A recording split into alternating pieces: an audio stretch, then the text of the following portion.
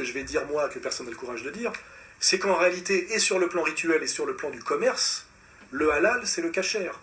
Car il faut bien savoir que, comment dirais-je, le kasher est halal, mais que le halal n'est pas kasher. Et qu'en réalité, tout le commerce du halal est kasher. Et kasher au sens de à qui appartient le commerce du halal.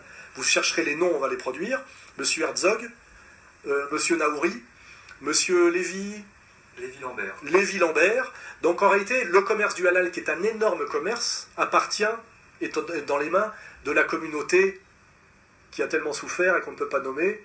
Mais voilà. Donc à un moment donné, quand on attaque le halal, qui veut dire attaquer le communautarisme musulman, les sionistes sont contents parce que ça désigne le bouc émissaire, mais à un moment donné, c'est là où il y a ces contradictions internes à la communauté. C'est que vous voyez, ça, quand on dit qu'il va falloir respecter la loi française sur l'abattage, d'un seul coup, les fils se touchent, parce qu'on touche au business juif du halal.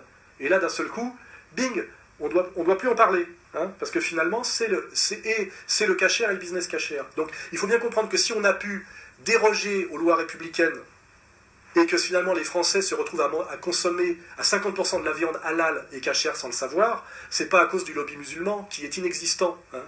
Je le répète une fois de plus, on peut se plaindre d'une certaine islamisation des masses immigrées françaises, mais combien de ministres musulmans, combien de recteurs d'universités musulmans, combien d'éditeurs musulmans, combien de ministres musulmans, combien de journalistes musulmans, combien de patrons de radio musulmans? Zéro. Hein, voilà. Je ne vais pas vous faire après le même calcul pour l'autre communauté.